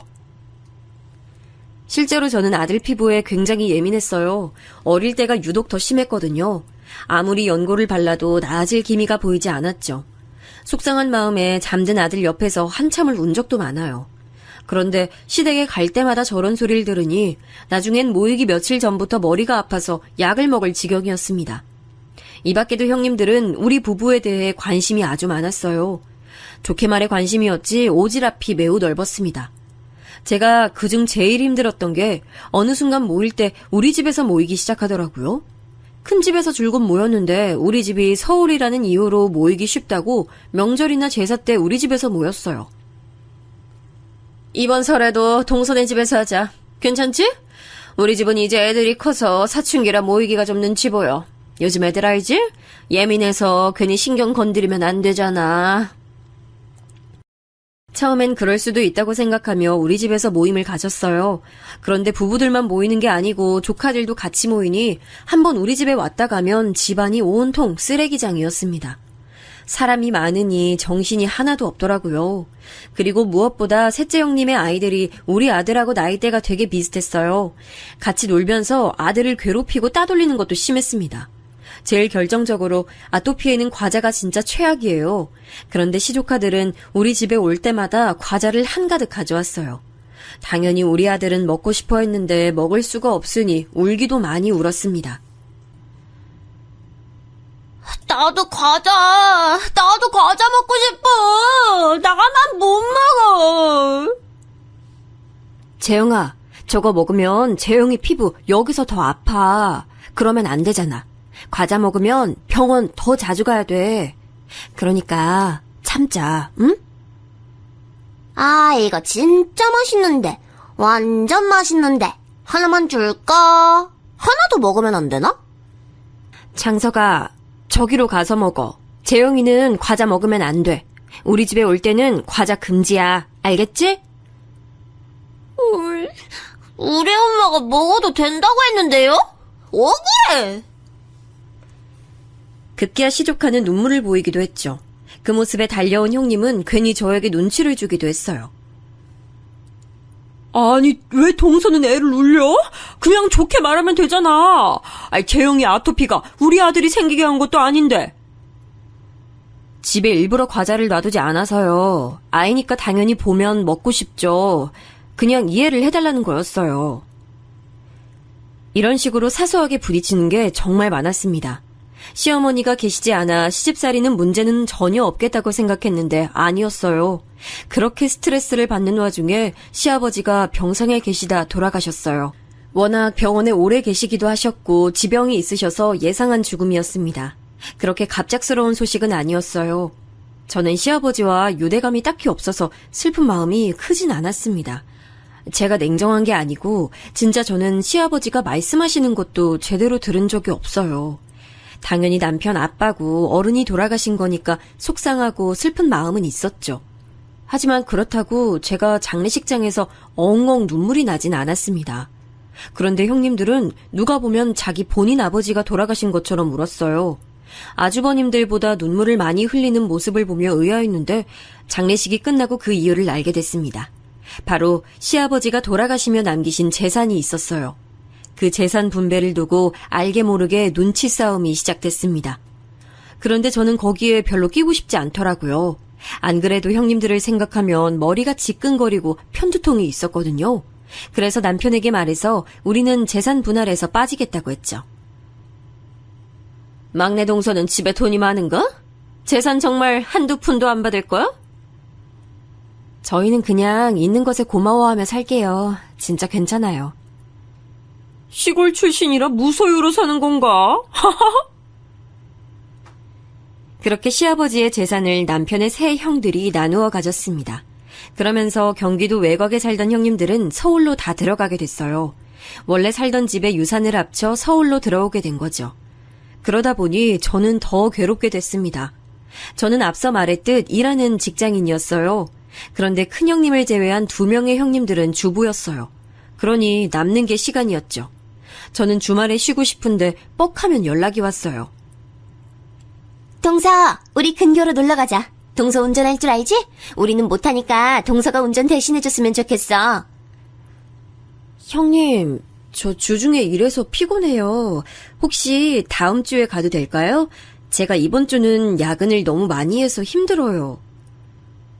동서, 우리가 시부모님이 안 계시니까 형제들끼리 친하게 지내려고 그러는 거야. 이게 다 동서를 위해서 그러는 건데 속상하다. 우리끼리 친하게 지내면 좋잖아? 형님들은 가족 간의 화합을 굉장히 중요하게 생각했어요. 그도 그럴 것이 모이면 자기들끼린 편했거든요. 이미 친한 사이였고 또 아이들을 데리고 만나면 상대적으로 제일 젊은 제가 전담해서 돌봤습니다. 저라도 이런 관계였으면 모이려고 했을 것 같아요. 이렇게 제가 점점 스트레스를 받고 있을 때 마침 친정에서 연락이 왔어요. 부모님이 주말에 내려올 수 있냐고 하더라고요. 그래서 남편과 부모님을 뵈러 갔더니 부모님이 뜻밖의 말을 꺼내셨습니다. 그래서 우린 이제 여기서 벗어나서 제주도로 가려고. 근데 너희 언니들은 농사 짓는 게 싫대. 혹시 생각 있니? 너희야말로 서울에서 자리 잡고 사니까 생각이 없을 수도 있지만. 갑자기 농사 짓는 건 어려울 것 같은데. 그래도 생각은 해볼게요. 제가 살던 고향은 아빠가 태어난 곳이었습니다. 엄마는 고향이 제주도였어요. 그런데 이제 나이가 드셔서 농사를 짓는 것이 더는 무리라고 판단하셨대요. 그러면서 엄마의 고향인 제주도로 떠날 예정이라고 하셨죠. 제주도에서 노년을 보내겠다고 선언하셨습니다. 다행히 두 분 다 건강엔 이상이 전혀 없었어요. 그래서 여유롭게 살기 위해 떠난다고 하셨죠. 그 점은 저도 너무나도 응원했어요. 그런데 언니들은 농사 짓는 것이 싫다고 거절했다고 하더라고요. 처음엔 저도 저 제안을 듣고 수락하지 않으려고 했습니다. 잘 다니던 직장도 있었고 서울살이가 좋았거든요. 그런데 시간이 지나며 형님들이 서울로 와서 저를 괴롭게 만드는 게 늘어났어요. 심지어 우리 집에 시조카드를 맡기고 본인들은 놀러 다니기도 했죠. 동서 미안해. 잘 부탁해. 애아빠가 오랜만에 쉬는 거라 모처럼 우리 둘이 놀러 갔다 오려고. 우리 애들 말썽 안 피우는 거 알지? 형수님, 그래도 이렇게 갑작스럽게 이러시면 다음부턴 이러지 말아주세요. 걱정 마요. 서방님 결혼하더니 아내밖에 모르네. 저도 주말이 유일하게 쉬는 날인데 아이들 먹는 건 아무거나 먹여도 되죠? 대충 라면 먹여. 고마워. 라면은 우리 집에 애초에 없는 음식이었어요. 아들이 아토피가 매우 심해서 밀가루 음식을 먹게 하지 않았거든요. 그런데 이런 식으로 시조카드를 우리 집에 맡기고 가면 아들은 자꾸 가공식품에 노출됐습니다. 애들끼리 놀러 나갔다가 음식을 잘못 먹어서 피부가 뒤집히는 날도 적지 않았어요. 그래서 제 정신적 고통도 고통이지만 아들을 위해 시골살이를 결심했습니다. 남편은 다행히 재택근무가 가능한 직종이었어요. 그래서 시골에 가서도 계속 일할 수가 있었습니다. 정말 다행이었죠. 반면 제 직장은 재택이 불가능한 구조라 저는 직장도 그만뒀어요. 하지만 아들의 피부 문제가 갈수록 심해져서 시골로 내려갔습니다. 실제로 매연과 안 좋은 공기가 가득한 서울이 아닌 사방에 높은 건물이 없는 시골에 가니 아들의 피부가 눈에 띄게 좋아졌어요. 밀가루 음식이 아닌 직접 재배한 유기농 채소들을 먹었거든요. 대학병원에서 받은 약보다 훨씬 효과가 좋았습니다. 그리고 저도 정신적으로 형님들과 멀어지니 살 것 같았어요. 해방감을 느끼게 됐죠. 엄마 이것 봐. 나 개울가에서 아빠랑 물고기 잡았어. 우와, 엄마도 어릴 때 물고기 잡으면서 놀았는데 재밌었어? 실제로 시골에 와서 우리 가족의 사이는 더 좋아졌어요. 저도 스트레스를 받지 않으니 성격이 많이 좋아졌습니다. 그리고 농사를 짓기 시작했는데 이게 또 흥미롭더라고요. 의외로 농사에 재능이 있을 줄은 몰랐습니다. 남편과 아들과 같이 밭일을 하는 게 너무 즐거웠어요. 그리고 부모님이 나이대가 있으셔서 파는 방법이 한정적이었거든요. 저는 인터넷을 주로 사용할 줄 아는 세대니까 그 점을 이용했습니다. 재배하는 방법도 다양하게 시도했더니 생각보다 농사도 잘 됐어요. 그러면서 인터넷을 통해 농사 지은 것을 팔기 시작했습니다. 처음부터 잘 된 건 아니었는데 입소문이 났어요. 여러분 혹시 유행했던 샤인머스켓 들어보셨나요? 남편과 저는 초창기에 이 분야로 뛰어들었어요. 그리고 어마어마한 돈을 가지게 되었습니다. 물론 그 과정에서 밤에 잠도 제대로 잘 수가 없었어요. 제대로 결과물이 나오지 않으면 속상해서 잘 수가 없었죠. 사업이 성공하면서 남편은 재택으로 일하던 회사도 그만두게 됐습니다. 너무 바빠서 우리 둘은 시댁 행사에도 참여하지 못할 정도였어요. 아니 시골 내려가더니 아예 연락을 끊은 거야? 아무리 그래도 얼굴은 비춰야 예의지. 곧 아버님 제사니까 올라와. 알겠어? 동서, 그러는 거 아니야. 사람이 도리라는 게 있는 거야. 시부모님이 안 계셔도 사람이 기본적인 예의는 있어야지. 아닌 건 아닌 거야. 아, 네. 저희가 너무 바빠서 어쩔 수가 없었어요. 얼굴 비출게요. 실제로 저와 남편은 2년 동안 시댁 식구들의 얼굴을 보지 않았거든요. 시간이 지나며 저도 악감정이 사그라들어서 오랜만에 서울로 가게 됐습니다. 가면서 샤인머스켓 박스를 챙겨가서 선물도 드렸죠. 아, 이거 농사 짓는 거야? 시골살인 좀 어때? 거기 주변에 아무것도 없잖아. 너희 말고 다른 사람이 살긴 하지? 밤에 귀신 나오는 거 아니야? 무섭겠다. 괜찮아요. 그래도 근처 도시로 가면 있을 건 다 있어서 불편함이 없어요. 실제로 재영이 피부도 전보다 괜찮아졌으니까 다행이죠. 그건 그래. 확실히 공기가 좋아서 그런가? 아, 동서. 우리 그럼 이번 여름엔 동서네 집에 가서 휴가 보내자. 나도 그 지역 한 번도 안 가봤거든. 그거 좋은 생각이네. 그래, 우리 동서네 집에 좀 놀러 갈게. 이사 가고 집들이도 안 갔잖아? 난 평생을 도시에서 살아서 시골에서 어떻게 사는지도 너무 궁금하다. 막 감자 캐서 먹나? 아, 그냥 뭐 사는 건 다 비슷하죠. 그런데 남편하고 제가 정말 너무 바빠요. 그래서 형님들이 오셔도 신경을 잘 못 써드려요. 그러면 저희가 너무 죄송하니까. 에이, 아니야. 우리 그냥 냅둬도 돼. 우리끼리 알아서 잘 놀게. 그럼 이번 여름 휴가는 동서네 집에서 보내는 걸로 하자. 애들한테도 시골이 불편해도 좋은 경험은 되겠네. 남편하고 상의하고 알려드릴게요. 그런데 진짜 저희 집 시골이라 주변에 뭐 없고 불편하실 텐데. 아깐 괜찮다며. 아, 그러지 말고 좀 놀러 가자. 그런데 불편할 수도 있으니까 우리가 많이 챙겨가야겠네. 동서야 뭐 시골 출신이니까 괜찮겠지만 우린 아니잖아. 주변에 뭐 약국은 있나? 일단 저는 알겠다고 대답은 했습니다. 그리고 초대하지 않으면 그만이니까요. 여름이 되고 실제로 휴가 계획을 세우기 시작했어요. 그런데 마침 제가 그때 둘째를 임신하게 되면서 흐지부지 됐습니다. 아직 세상에 나오지도 않은 둘째에게 얼마나 고마웠는지 몰라요. 몸조리를 핑계로 시댁 식구들을 부르지 않았죠. 제가 서울에서 형님들에게 너무 많이 당해서 일부러 피하고 싶었는데 그 명분이 생겨 좋았습니다. 그리고 남편과 제가 하는 농사는 날이 갈수록 잘 됐어요. 그래서 직원도 뽑아서 일하게 됐습니다. 그런데 아무리 돈이 많아도 집을 더 화려하게 짓거나 하진 않았어요. 그 집은 제가 예전에 살던 집이라 추억이 많기도 했고 또 누구한테 보이는 삶이 아닌 우리 가족이 만족하는 집이라 그 상태로도 좋았습니다. 그리고 저는 원래 물욕이 없는 사람이라 명품이나 다른 것에도 진짜 관심이 전혀 없었어요. 돈은 당연히 많을수록 좋지만 그렇다고 그걸 저를 치장하는 것에 투자하고 싶은 마음은 없었습니다. 그런데 저와 달리 남편은 경우가 달랐어요. 남편은 다른 건 진짜 괜찮았는데 유독 차에 관심이 많았습니다. 남자들은 이런 경우가 많죠? 여보, 또 슈퍼카 사진 보고 있어? 그러면 하나 사. 당신 그렇게 가지고 싶어 했던 거잖아. 이거 진짜 비싸. 아유, 5억이나 하는 거라 턱 사기엔 부담스러워. 당신 나 따라서 시골 와서 고생 많이 했잖아. 우리가 돈을 못 버는 것도 아닌데 왜 그래? 괜찮으니까 그냥 사자. 예전부터 사고 싶어 했잖아. 그럼 나 진짜 사도 될까? 고마워. 이거 타고 우리 전국 일주 다니자. 남편은 매우 기뻐했어요. 신이 나서 그 자리에서 방방 뛰는 남편을 보며 이 맛에 돈을 버는 거구나 느끼게 됐죠. 둘째를 핑계로 제가 시댁 식구들과 거의 또 연락두절이 됐잖아요. 갑자기 어느 날 한밤중에 둘째 형님에게 연락이 왔습니다.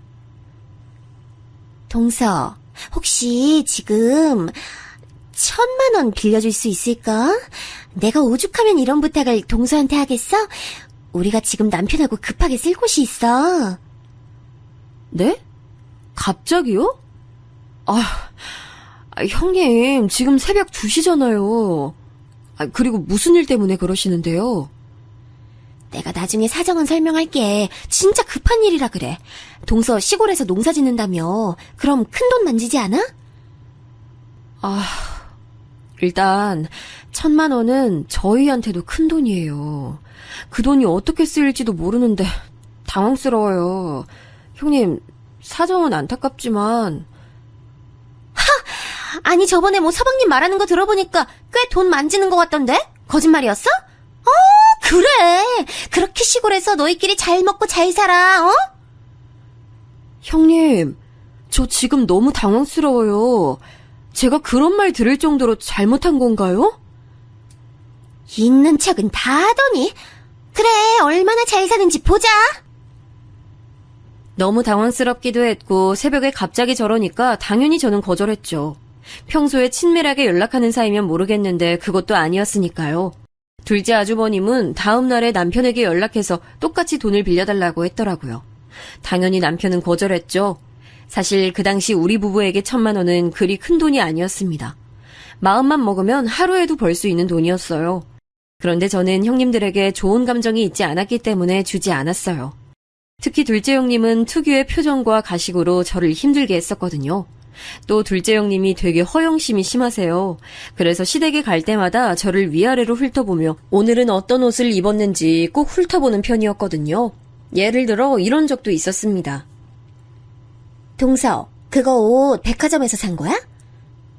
아니요. 그냥 인터넷에서 쇼핑했어요. 그거 짝퉁이야. 어디서 디자인만 따서 만들었나 보다. 그거 백화점에서 파는 명품 디자인이거든. 난 동서가 알고 입은 줄 알았네. 내가 알려줘서 다행이다. 어디 가서 그런 거 입으면 무시당할 수도 있잖아. 제가 명품엔 관심이 없어서요.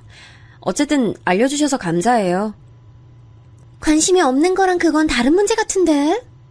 뭐 어쨌든 동서는 내가 있어서 다행이다. 알려주는 사람이 있어야 나중에 어디 가서 변명이라도 하지. 이런 식으로 명품에 관심이 많았어요. 그런데 제가 알기로 둘째 아주버님이 돈을 잘 버시는 편은 아니었거든요. 그래서 의아했었는데 갑자기 돈을 빌려달라니까 빌려주기가 당연히 싫었죠. 남편에게 넌지시 물어봤더니 어디서 사채를 쓴 것 같다고 말하더라고요. 평소에 하는 걸 보면 딱히 놀랄 만한 소식은 아니었어요. 돈이라는 게 한 번이 두 번이 되는 경우가 많잖아요. 그리고 가족끼리라도 돈 거래는 하는 게 아니라는 말을 듣기도 했고요.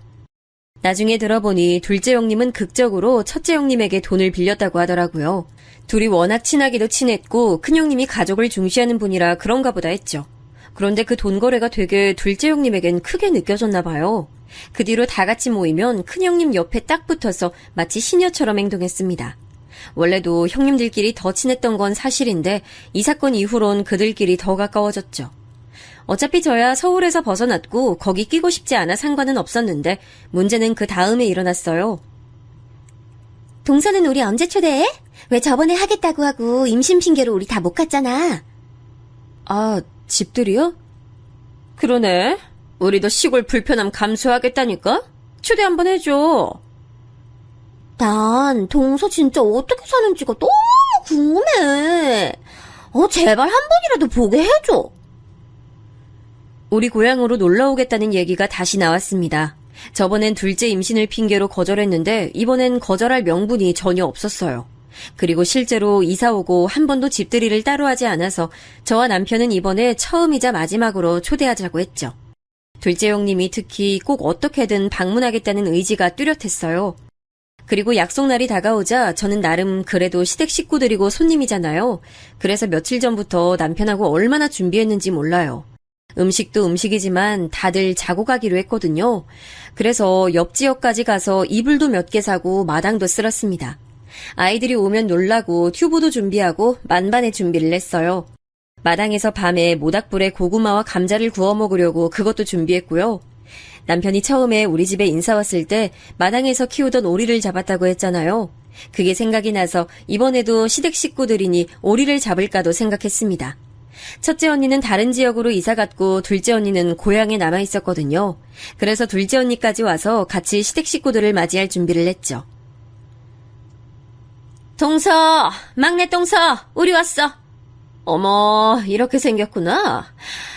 동서, 우리 주차 어디다 해? 오셨어요?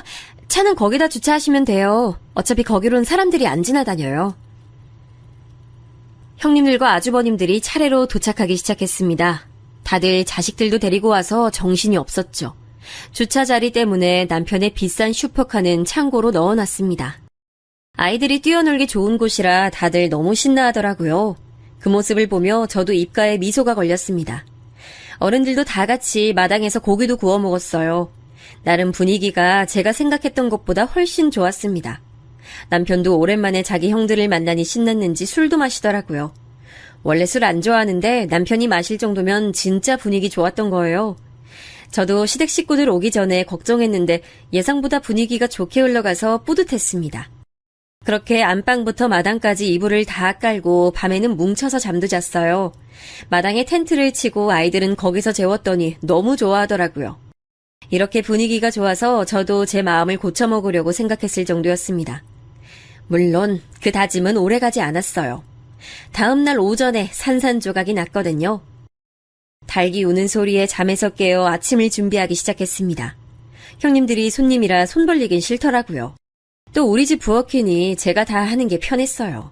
그래서 혼자 열심히 부엌에서 밥도 짓고 된장찌개도 만들고 있었어요.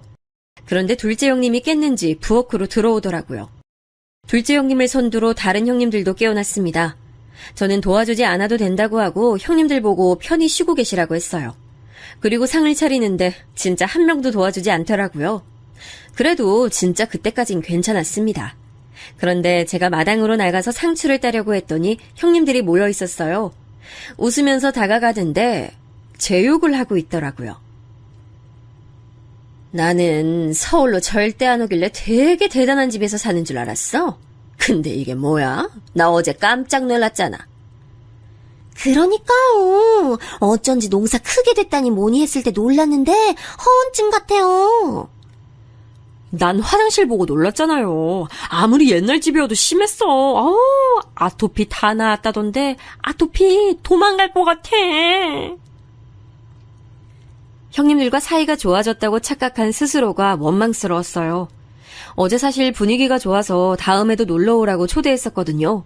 그리고 다른 것보다 아들의 아토피로 저러는 게 너무 심기가 불편했습니다. 그래서 다가가서 제대로 따졌죠. 형님들 진짜 너무하시네요. 어떻게 그렇게 말씀하세요? 어머 깜짝이야. 다 들었어? 아니 뭐 근데 없는 말 한 건 아니잖아? 이렇게 후진 곳에 사는 줄은 몰랐어. 진짜 너무 불쌍하고 짠해. 우리한테 돈 못 빌려준 이유가 있었구나? 이해해. 이렇게 힘들게 사는 줄은 몰랐지. 저희 그렇게 힘들게 살지 않아요. 그리고 아무리 그래도 아들 아토피로 그러는 건 아니죠. 제가 얼마나 마음고생했는지 아시잖아요. 그냥 장난으로 한 말이지. 그리고 뭐 우리가 없는 말 했니? 자기의 잘못을 모르는 형님들의 적반하장 태도에 더 화가 났습니다. 마침 어젯밤에 셋이 돈 얘기로 다들 힘들어했던 것을 알고 있었거든요. 그래서 이왕이면 우리 집이 꽤 산다는 것을 형님들에게 보여주고 싶었죠. 그래서 아무 말 없이 창고로 걸어갔어요. 마침 마당에 있어서 창고가 가까웠거든요. 창고 문을 열자 남편의 5억짜리 슈퍼카가 보였습니다. 그걸 보자 형님들의 눈이 아주 말도 안 되게 커졌어요. 이렇게 살아도 있을 건 다 있고요. 우리가 돈이 없어서 빌려주지 않은 게 아니고 둘째 형님 돈은 그냥 빌려주기 싫어서 그랬던 거예요. 아니, 뭐야. 그럼 돈이 있는데 없는 척 한 거야? 아니, 근데 세상에 저게 뭐야, 어머! 다들 뭐해? 저차? 아이, 대박! 웬일이야? 야, 막내 너 성공했구나! 야, 이거 텔레비전에서만 보던 건데? 마당에서 웅성거리는 소리가 들리자 다들 밖으로 나왔어요. 그러면서 남편의 슈퍼카를 구경하기 시작했습니다. 둘째 아주버님은 차를 보더니 남편에게 은근히 돈을 빌려달라고 하더라고요. 당연히 남편은 거절했죠. 형님들은 온몸을 부들부들 떨며 저를 쳐다봤습니다. 얼마나 통쾌했는지 몰라요. 쓸데없는 허영심에 가득 차서 명품이니 뭐니 관심 가지는 것보다 이렇게 하나 큰 걸 가지는 게 더 좋더라고요.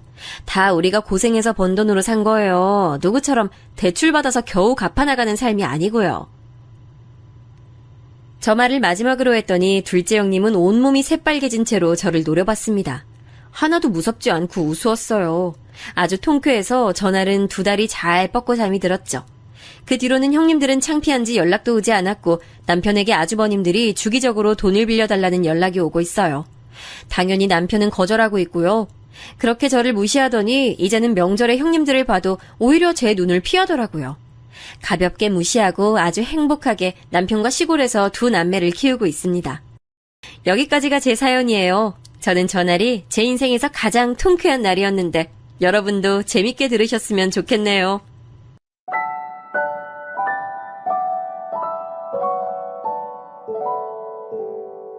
you